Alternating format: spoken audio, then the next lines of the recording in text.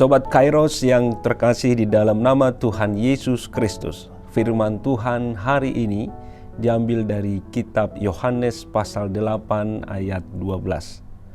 Maka Yesus berkata pula kepada orang banyak, katanya, "Akulah terang dunia, barang siapa mengikut aku, ia tidak akan berjalan dalam kegelapan, melainkan ia akan mempunyai terang hidup." Sobat Kairos yang terkasih, apa gerangan yang terjadi bila terang tidak ada?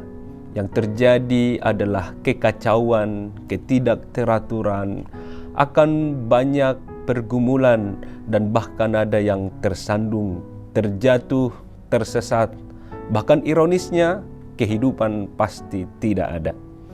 Itu sebabnya dalam cerita penciptaan dalam kitab Kejadian, Allah melihat bahwa langit dan bumi yang Ia ciptakan itu belum berbentuk dan kosong dan gelap gulita menutupi samudra raya. Maka Allah menciptakan terang, lalu terang itu jadi. Dengan demikian terjadilah pemisahan antara terang dengan gelap. Lalu diciptakannya pula benda-benda penerang. Ada matahari untuk menerangi bumi, demikian juga bulan dan bintang.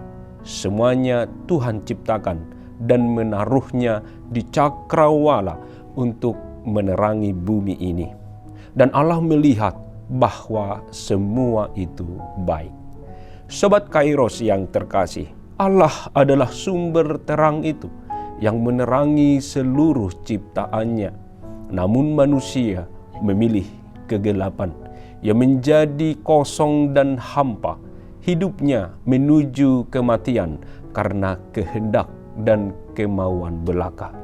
Manusia lebih memilih kepada kematian ketimbang kehidupan, lebih memilih kepada kebinasaan daripada hidup di dalam pemeliharaan Tuhan. Allah melihat bahwa dunia ini tidak sekedar membutuhkan benda-benda penerang untuk memberikan pertumbuhan dan kehidupan atas seluruh ciptaannya. Karena dosa, manusia dan dunia ini membutuhkan terang kasih Allah. Bila tidak, kematian menjadi upah. Sobat Kairos yang terkasih, Allah sungguh pengasih dan penyayang. Dan hari ini firman Tuhan berkata kepada kita, "Akulah terang dunia." Kristus terang Allah itu datang menerangi hati kita yang gelap, menerangi hidup kita yang fana, menjauhkan kita dari ketakutan, menerangi seluruh ciptaannya untuk beroleh damai sejahtera. Sobat Kairos, tidak ada terang yang lain yang mampu membawa manusia ke jalan yang benar, yang mampu menuntun hidup manusia kecuali Yesus Kristus sendiri. Bila matahari, bulan, dan bintang memiliki batas, memiliki masa dan waktu, namun terang Kristus kekal selamanya. Sama seperti bunga, tidak mungkin bisa bersemi jika tidak pernah melihat sinar matahari. Demikian juga hidup kita tidak akan bisa bersemi dengan keagungan dan keindahan yang seharusnya dipunyai, kecuali jika hidup itu disinari oleh Kristus. Sobat Kairos yang terkasih, Tuhan Yesus melanjutkan, "Barang siapa mengikut aku, ia tidak akan berjalan dalam kegelapan, melainkan ia akan mempunyai terang hidup." Kata mengikut Yesus berasal dari kata kerja akoloutein yang memiliki makna yang dalam.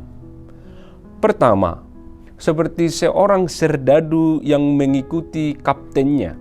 Serdadu itu ikut kemana saja kaptennya memimpinnya dalam perjalanan, dalam medan pertempuran, dalam berbagai hal. Seorang serdadu akan ikut kepada sang kapten.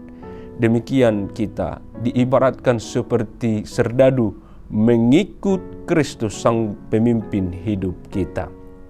Kedua, seperti seorang hamba yang mengikuti tuannya. Kemana saja tuannya pergi, sang hamba akan senantiasa melayaninya untuk melaksanakan tugas-tugas yang diberikan kepadanya. Dia siap sedia mendampingi dan melayani tuannya. Demikian juga dengan kita. Kita adalah hamba Tuhan yang kesukaannya adalah melayani Kristus.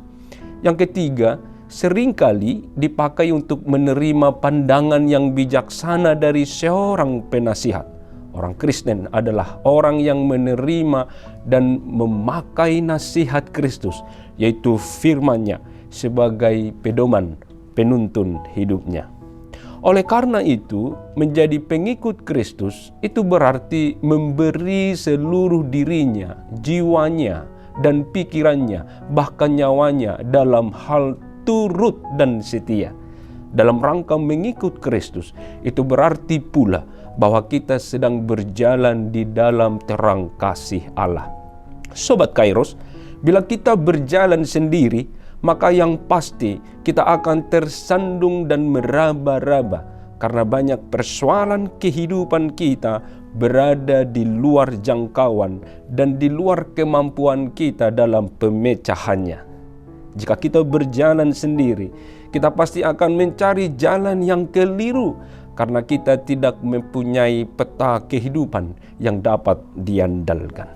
Sobat Kairos, kita membutuhkan hikmat surgawi dalam perjalanan kita di tengah dunia ini.